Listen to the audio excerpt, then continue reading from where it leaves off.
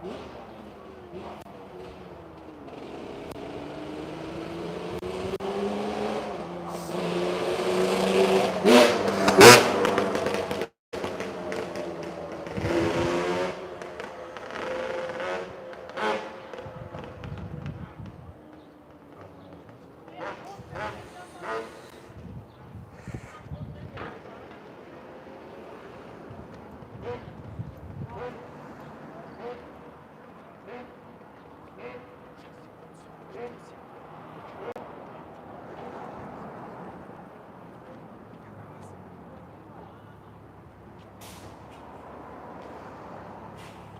evening all, how are you guys?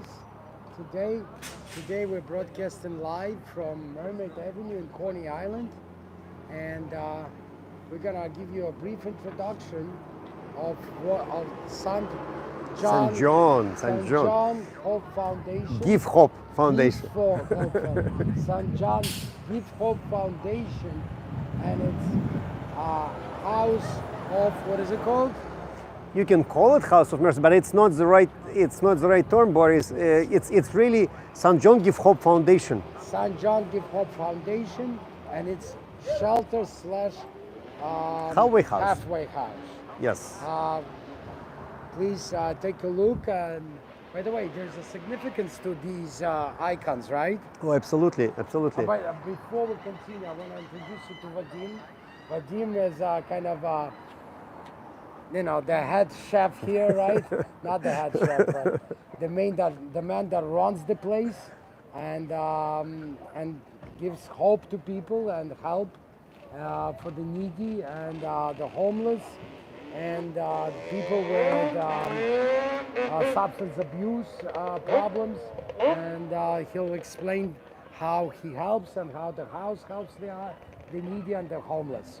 So, thank you. Yeah, and let me introduce Boris. By the way, I'm very happy to introduce you to my good buddy.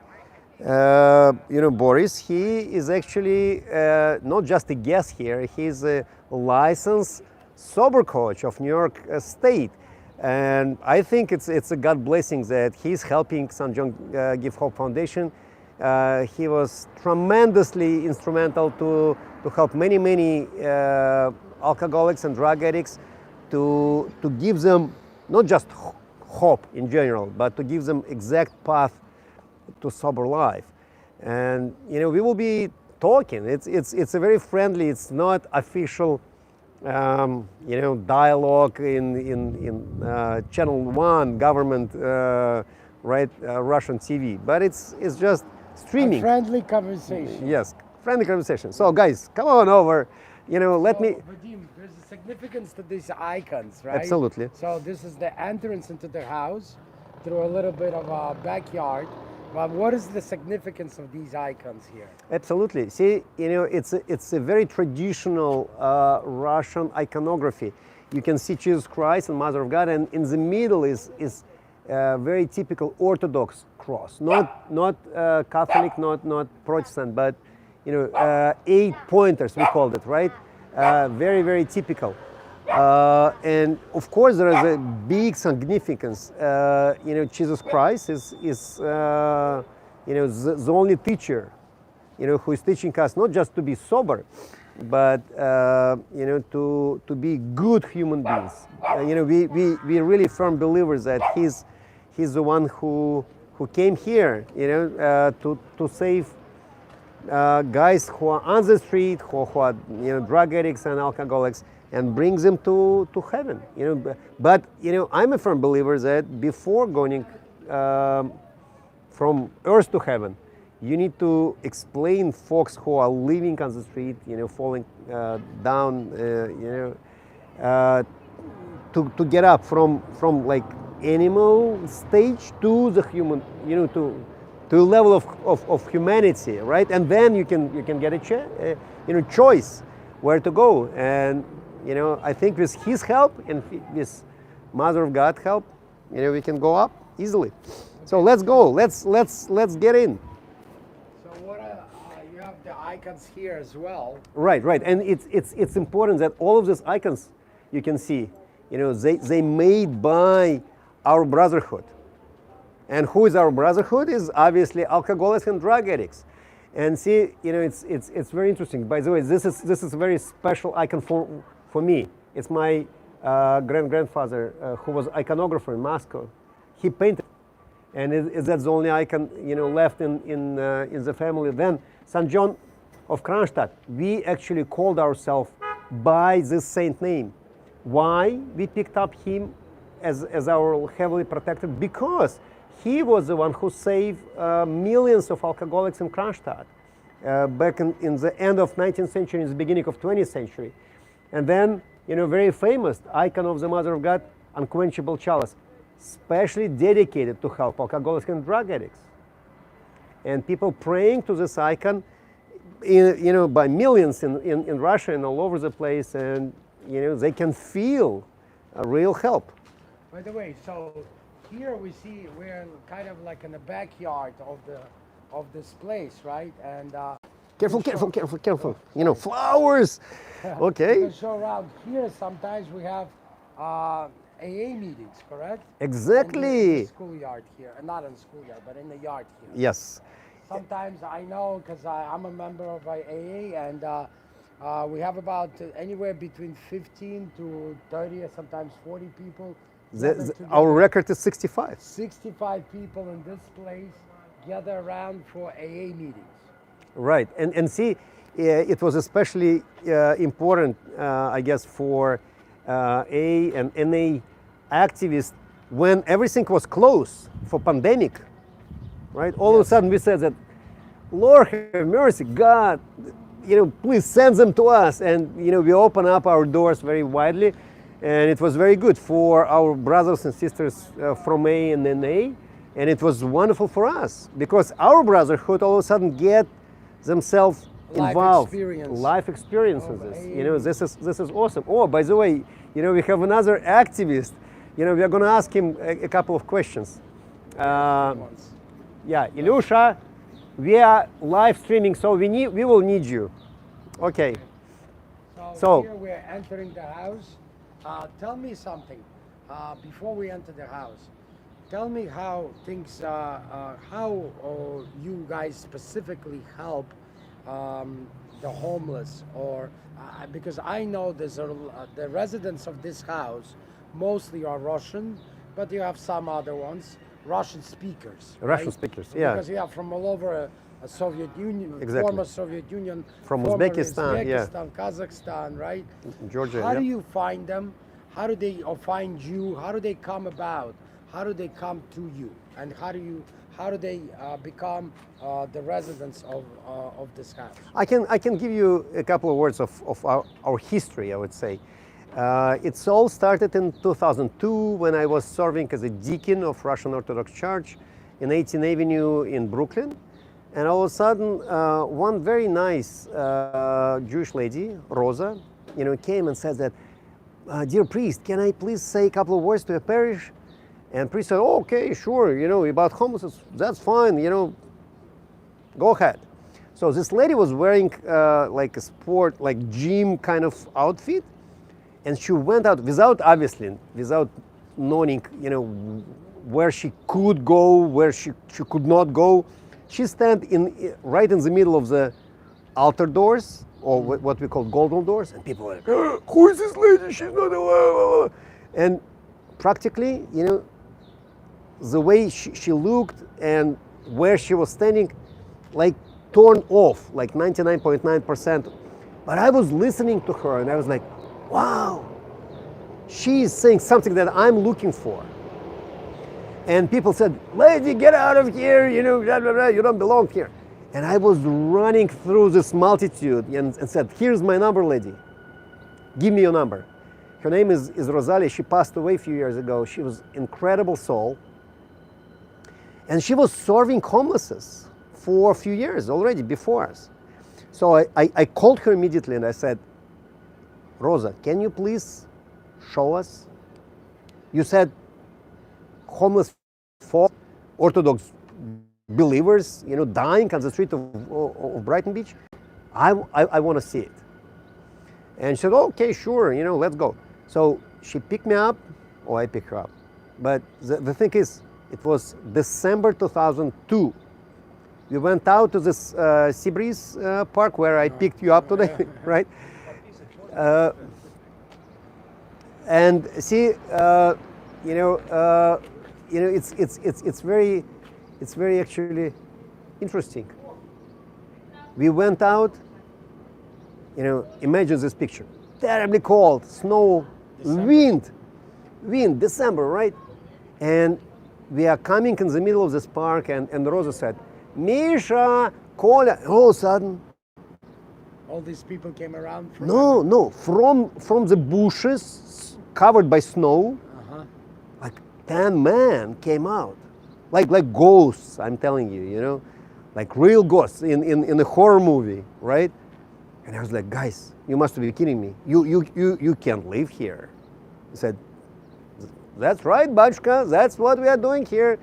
That's our place, that's our home. I was like, okay, no, I can't believe this. I have to come back and again. So we picked up 2 folks and we brought them to a special shelter to Manhattan, but it didn't help them out because, as you know, dependencies, that's a major problem for them.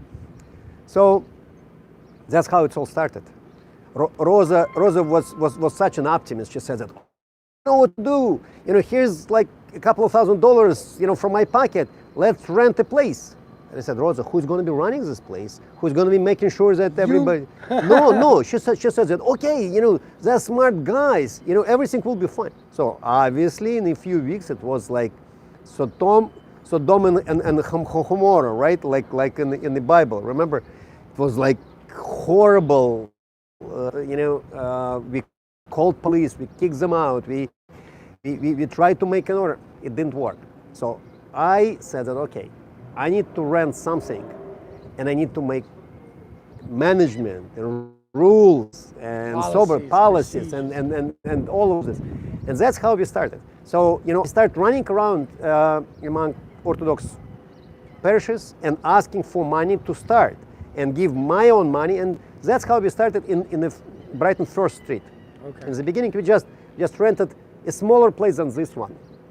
Okay. In a very tiny, with 1 bedroom. Right now we have 3 bedrooms, we have 12 beds. We didn't have any beds, we just had mattresses like one to another, like but at fishes. Least you were trying to get people off the streets, so better off on the mattresses than... Absolutely, than 100%. On the bushes, right? Yeah, exactly. And then we gave them a choice, but we didn't know what to do. We didn't have any connections with an A or with AA. We didn't have good connection with Coney Island. By the way, this wall, for us, it's a wall of hope because right behind this wall, Coney Island. IDG, right? Yeah, IDG. IDG, Coney Island Hospital Outpatient Services. Right, chemical dependency. And we were looking for such space for 2 years. And all of a sudden, God is giving us on the backyard of dependency outpatient program. It's only by him. I can't explain it otherwise. Let's go in. So let's get in. And let me introduce you to we have few folks. Yeah, it's by the way live streaming. No. You can sit down. You can be relaxed. But we are streaming in English, and we would like to ask you and Olchka a few questions. So we are talking about. You don't need to cross yourself. So like as we said, this is a very unofficial, friendly conversation. So you're going to see the life of the house as we enter the house. Here we have one of their people that also helps out a little bit here, and also a member of AA that brings about a meeting to this house. So. Ilyusha. I know we are bomb rushing you. No. You don't know what's happening, but I'm telling you, they're streaming live. I can curse. You can curse just here. I'll let you know. I'll say action, and then you can curse. No. Please, you remember that you right? Yes. Right now, live. And see, as far as cursing goes, you know that in the house of God you cannot do this. No. Please don't do this. But if. Joke apart, I think it's really blessing for St. John Give Hope that AA start Everybody coming. should give money to Отец Vadim, Father Vadim, and support him in all his efforts. That's a good message. But thank you. They appreciate it. But I'm gonna start. I'm gonna Vadim- start right now. Vadim was saying. Look at me. Vadim was saying. that's a real fundraiser. Look at this. Look at this. Vadim was saying, Ilyusha, how. So Vadim we was will saying- put it right here. Don't put it in your pocket. Don't put it in your pocket. That's No, it. no, no. Okay. Bucket. Well, we have Sister Olenka. Please take it and deposit it to our account Okay. from Ilyusha. All the, Thank by you, the Ilyusha. way, Thank you. makes Appreciate a it. mean, soup So over maybe there. they're She gonna makes see. mean They're gonna soup. see. That's how it works. You know. But That's how actually really right. That's how works- we need to So help. Ilyusha here, Ilya here brought about AA when COVID happened and all the meetings got shut down, and they got together and they spoke about how they can help each other. AA can help the house and the house can help AA, and therefore what happened was that all of a sudden the meeting was born here. On these grounds in the backyard as we showed you. Yeah. And Ilyusha organized this meeting here and he chaired the meeting. And now we have different people chairing the AA meeting, and we have speakers Yeah. and topic meetings and big book meetings That's here. right. Go ahead, Ilyusha. Отец Vadim was very supportive, extremely supportive. And plus, I think it's good because we brought a meeting. Several people from the house got involved in the program, got sober, moved out of the house, have their own life, and kind of Отец Vadim was starting it, and so it's all together. And very special for me, he is even he has his own religious kind of plans, he is very supportive with us. So like church, religion and A can work all together and people can choose. Somebody choose more religious path, somebody more AA, and it's all was working out together.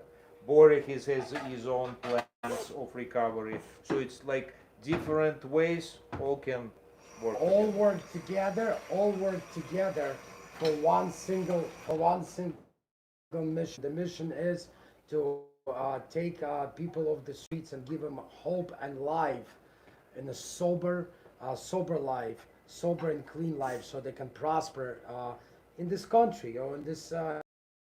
And Vadim is instrumental. Vadim, why don't you continue on with the story? So Okay. you rented this place. Which year? Yeah, it was like 3 years ago, and amazing. Imagine this picture, right? Myself and few helpers, we were looking around like hungry wolves, and it was impossible to find anything.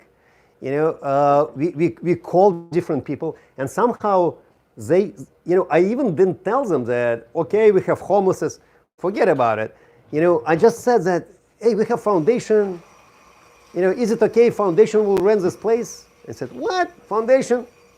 Don't even call us. Don't even call us. We will prefer, to lose money than rent it to you, kind of. All of a sudden, and we keep praying, asking for incredible help from above. And all of a sudden, we open up Zelle, my helper Julia, we open up Zelle application, and we found that, hey, somebody is renting out 1716 Norman Avenue. We called, and see, that's okay. As far as sound goes, it's all recording. Like I said, I'm Yeah. sorry to interrupt. No, Like no. I say, Olga here makes a mean soup and Yeah, go service everybody, and then they can go out on the street and give this soup out to the homeless people. Yeah, today is our outreach day. When we give out soup. So to continue my story. Imagine this. I'm calling the broker, and all of a sudden broker says that, well, house is That's not. what you get for $100 here. Look at this. Beautiful. Thank you for your sense of humor, Ilyusha. So, broker all of a sudden saying that, you know what, I don't want to take commission on this. I said, well, what are you talking about? How come? New York City broker saying that I'm giving you the whole house without commission? He said, well, landlord. Charge for his job. He basically No, that was incredible. But he said that I have a reason why, because the landlord is my rabbi. Rabbi. Okay. And I said, okay, fine. But when we came here, we understand why he doesn't want to charge anything. Because condition of this house was, let me tell you, like in horror movie, after atomic war, it was like Apocalypse. yeah, apocalypse. That's exactly right. Imagine no electricity for years, no heat for years. After like Sandy, they didn't put any electricity, and windows were broken, and water was streaming like from roof and everything. So it was really horrible. And imagine everything here was fixed by our brotherhood, and we started with one man only. By the way, I'm asking for your holy prayers for this man. What is going on? Why? Oh, here we go. Yeah, I would like to tell you that imagine out of this horrible place, brotherhood. When you say brotherhood, it's the people residents. that stay residents. Residents, yes. People that you take off the street, right? That you bring here. And by the way, the rules that you made and the policies that you made, no one drunk can stay here, right? They stay here momentarily before they go to detox and rehabs, correct? Exactly. And then they come here. Exactly. Okay. So the rule. Thank you, Boris, for pivoting this conversation to the right guardrails, I would say. So it's important to understand that rule number one: nobody can be here drunk or under influence. Staying overnight. Yes, except we can give exceptions for people whom we picked up and we cannot place them immediately to detox. Then we can say that, hey guys, don't go upstairs to rooms of our brotherhood. We can put a mattress right here. Mm-hmm. It's a special sign that this person is not sober. Treat him specially. And person keep him for like anywhere between 12 and 24 hours before you place him with the detox. Yes, exactly. So the idea is that you pick someone up from the street or someone comes here, and the first thing that they should do is get clean, is go to detox and a rehab, or both, and then they can come in and stay here for how long? They can stay here for a year. For up to a year. Yes. Until they get their life together and on their feet. Exactly. Okay. That's the program, kind of, and it's if you will take a look at rehabilitation cycle, right? You can say that there is a special place for detox. It's usually 5 days, right? Then there is a special place for rehab. It's from 2 weeks to a few months. Yes. Up to 6 months. Up to 6 months usually, right? But local rehabs, usually run up to 28 days, and that's it. Then, you said whether or detox or rehab, and we are saying no, one after another. Both. You have to get through one, and then through rehab, and then after rehab, welcome, and then it's very important. You have to go to meetings. You have to go to outpatients. You have to continue your work towards while you're staying here. Yes. So the idea, the residents that come in, they agree. After they agree to go to detox, go to rehab, and after they come back from rehab, or after they come back from detox and rehab, they can stay here for up to a year. But at the same time, they should attend AA meetings or NA meetings and go to an outpatient program. Yes, and constantly being checked. So that's the idea of a long-term recovery.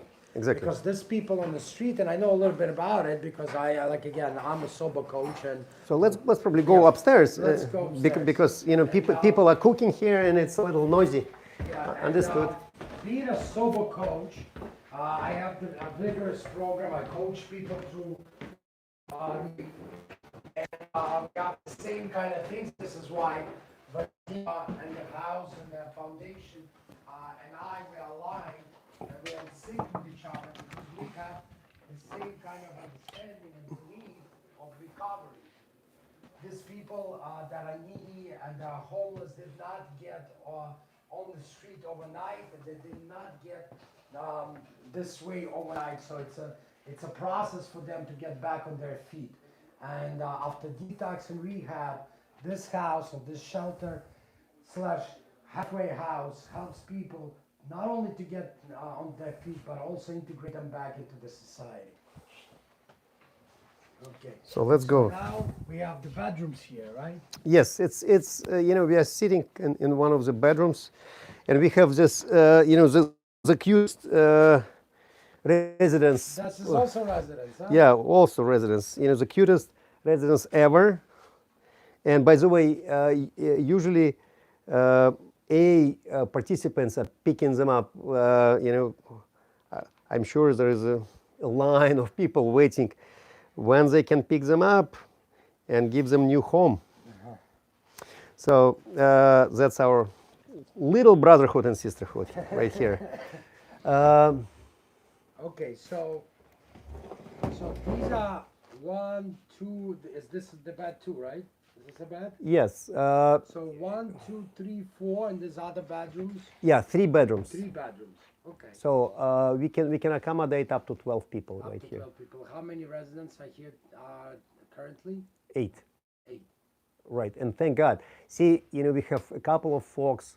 We already started St. John Farm. We call it Rehab Farm, which is so far it's just the beginning of this project. We bought a little house on wheels. You know, pretty good for beginning. It can accommodate 5 people, and we can give them work because outside of New York City, it's about 2 hours driving. It's like an RV. It's like RV with 5 beds in. Oh, nice. And we renovated. You know. Where is it now? It's right next to 2 hours driving. Not Monroe. Hold on.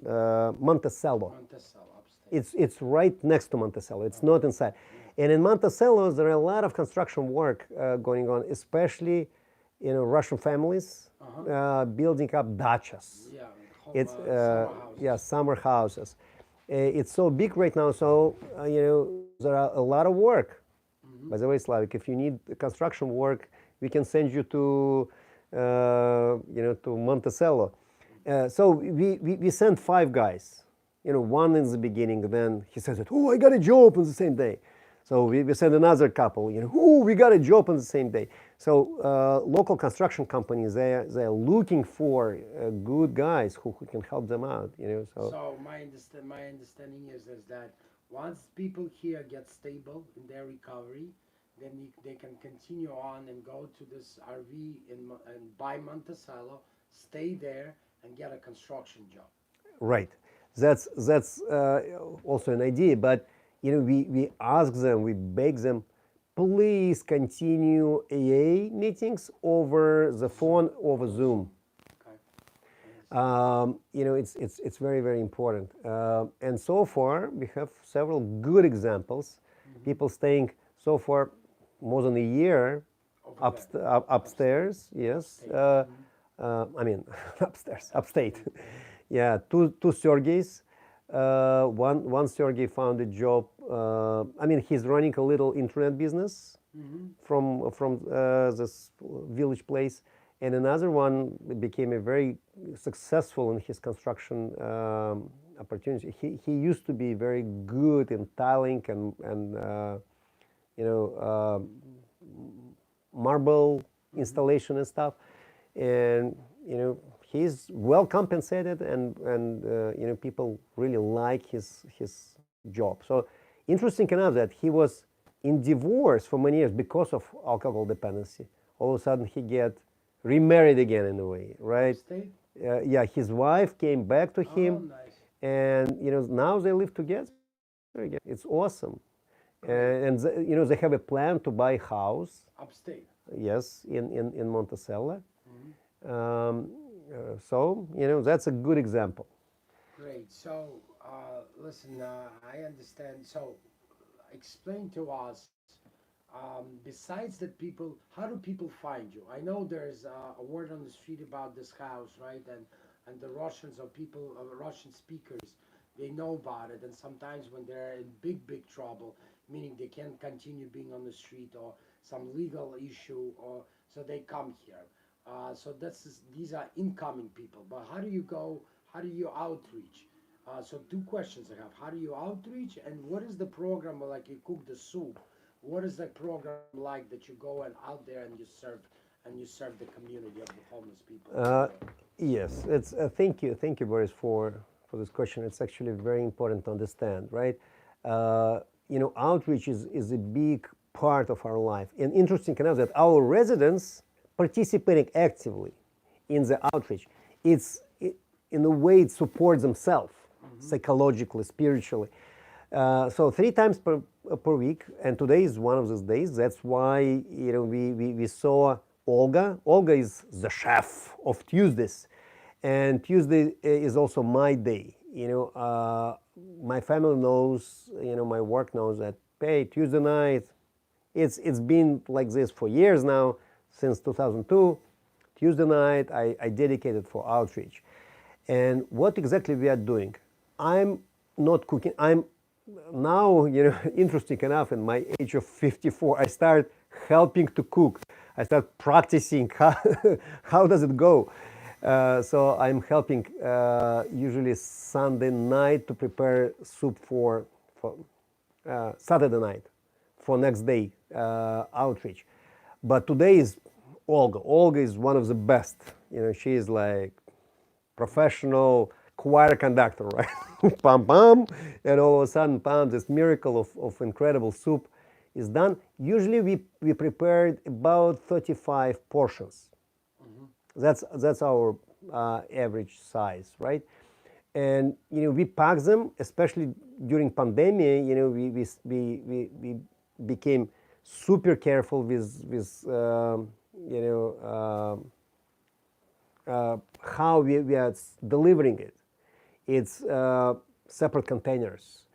And there is a Georgian restaurant, you know, and little Georgian bakery place, which offer all of these containers and wonderful Georgian bread for free for years, since like 2003. We really appreciate this kind of help. The name of the place, Georgian House on Brighton Beach. So that's how we are doing it. Let's say Olga cooks. She started few hours ago. Right now, it's about time. At 8 o'clock, we get ourselves ready. We pack this soup into special container, and we move it out. You know, for the outreach. We know several places where homeless brotherhood gathered. So we are getting out. And they know already. They know already because we are doing it for years. We usually bring some second-hand clean clothes for them, and we know what they're looking for, like jackets, sweaters. Even during summer, you know, so sometimes in the middle of the night, it could be cold. So all of this need to be distributed. Then we have a prayer service. When you go out. When we go out, we have about 10 minutes prayer dedicated to sober life, to you know, to ask God to help these guys to make a first step. You pray with them. They Yes. pray together. Yes, The we. homeless people. Yes. When you Yeah. service them soup and when you give them Before giving them soup and clothes, we usually get together, we hug them, and we pray. On Russian, sometimes on English, if English speaking come, we would like to add Spanish prayers as well, because a lot of Mexicans, sometimes we have Spanish speaking folks. One fellow, he's from mixed family, father Dominican Republic fellow and mother is Russian. Brother Jesus, he is fluent on both, so he's a wonderful source for us. But when he has time, unfortunately, have a lot of time to help us out, but still. So I'm actually learning how to say a prayer, Our Father who art in heaven, in Spanish. That's my homework to do. Right. So you go out there and you give them food. You do a prayer service. You give them food. You give you soup. You give them clothes. Do you try to take anybody back to the house? How does this work? Yes, and then we are giving them this message that, guys, we cannot force anybody. Right. You have to be motivated. If you decided to change your life, we are here. Please let us know. We can start your rehab cycle, your rehab journey. And it's a journey, guys. It's not going to be like super easy, but that's please choose between death and life. How many people go with you? What's the success rate when you get off the street, when you get them off the street? I understand people come here, they know you, right? So they come here. But interesting to find out for the people that are watching, how many people do usually, when you go and do this outreach, how many people come with you, come back? Usually to hear a message once, it's not enough at all. Yes, right. but when miracle happens, like our manager of the house, Alex, he was actually on our program last week. He was sitting here, on this bed, and we were talking. Very interesting fellow. He's a professional musician, professional guitar player, talented and everything. And he came to our outreach for the first time, and he came to us and said, "Hey, I'm ready. Can I go with you?" When you were serving Yes. food outside, Outside, not in the house. And that's how we pick him up. He came a few, he didn't go with us the same night, but in a couple of days, he appears and he says that, "Can you please send me to detox and rehab?" And he get through detox, then to South Beach rehab in State Thailand, and then we pick him up, and we said, "Welcome." So what my understanding is that many times you go and you plant the seed. You plant the Exactly. seed and That's you how try it to works. nourish it. And sometimes people come with you as you nourish the seed. Same happens with us same happens in AA or NA or in my profession. I do a lot Tell us more about your profession. See, what I would like to tell our audience, that I'm a firm believer that it's a grace of God that we got you participating in our program. We were looking for somebody who can give us advices, and all of a sudden, out of blue, out of nowhere, the same gentleman, Ilyusha, by the way, Ilyusha, who spoke to us a few minutes ago, he's a professional doctor, Dr. Ilya Kozlov. And he mentioned to me, he said that, "Hey, by the way, when I need to send somebody to detox or rehab, I have wonderful source. I have one helper, his name is Boris, and he is doing his job excellent. I can just forget about the whole topic and I can just call Boris, he will take care of it." And I said, "Dr. Ilyusha, we need Boris right away. Please connect me." And that's how, I called Boris, we spoke over the phone, we immediately started. Well, there's a lot of work, that's why. So Right. what I do is I work with addicts in actually around the country, okay? And once again, I'm a certified sober coach and a peer advocate. What does that mean? Is that I coach people through recovery. I work with addicts and their families. Addiction is a family disease, so not only addicts themselves call me, but a lot of mothers and fathers, and a lot of mothers and fathers and sisters and brothers and wives and husbands call me to take their loved ones through the recovery process. And what I do is I work with the addicts themselves and the families, and I make a plan, and I move these addicts through this plan. Not that I make this plan; we make this plan together with a person in addiction and their family, and we move this person through through this plan. The plan is again is designed between the addict themselves, the family, and me, and I coach people through recovery, and I coach the family as well. What does that mean? That means that I work with a lot of different detoxes, rehabs in this country and abroad. Sometimes send people to Israel prior to COVID. In on the Russian market, there's not a lot of us, and pretty much I'm kind of the source at this point. But I also have a lot of non-Russian clientele. And when Ilya reached out to me and he brought me to Vadim, introduced me to Vadim, I've looked at the situation here, and I thought that I can also help do a lot of good things here and help Vadim with his residents and with his outreach. And there's a lot of synergies here. So he goes out there, he finds the people that need help, and then he brings them here, and immediately he calls me, and I try to place them in their detoxes or rehabs. Sometimes these people either have insurances or don't have insurances.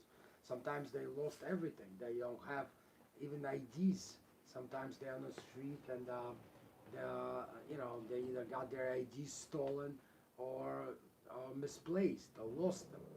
So we try to help them in all kinds of different ways, from placing them to from placing them to detoxes and rehabs, to helping them um, to get out of their legal problems if there's any, to connecting them. We have a lot of different resources to connecting them to various social services that can help them get back on their feet and integrate themselves back into the society.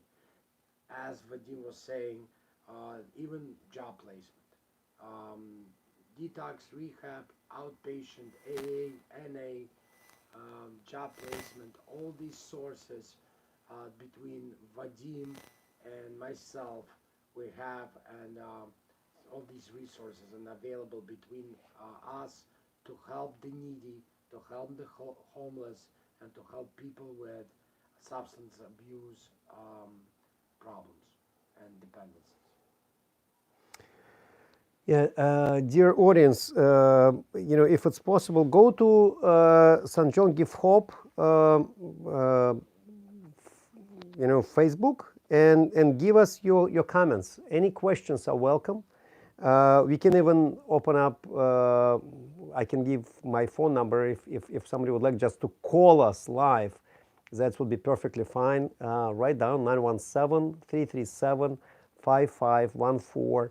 917-337-5514, or just go to St. John Give Hope or Giving Hope, our Facebook, and ask a question. And also, my number is 917-519-3977. Again, it's 917-519-3977. Again, my name is Boris Cherny, and I'm a sober coach. Anytime, feel free to call me if you have any loved ones or any friends that need assistance and need detox, rehab, or just coaching services, either family members. I can also help with codependency issues as well. Feel free to reach out. Thank you, guys. Thanks a lot. Thank you for listening to us, and have a wonderful week. Yeah, it's 8 o'clock. We have to go out and feed the homeless. We need to serve this community. We love them. and you know, I hope they can feel it. So that's about it, guys. We will see you. You know, the way we will be streaming this, hopefully, you know, we will be able to do it every week. So next week is Russian streaming, and then following week will be English again. So we will switch English, Russian, Russian, English, and it doesn't matter on what language you will ask us. You know, we'll get back to you. Maybe Spanish. Thank you so much. Maybe Spanish. On Spanish language, you know, we need to invite Jesus, you know, for language native speaker, or you know, we need to invite more help. You know, I'm not fluent in Spanish, unfortunately. I don't know about Boris. Not yet, Yeah, but soon. Okay, Thank you, guys, guys. thank you so much. Love you all.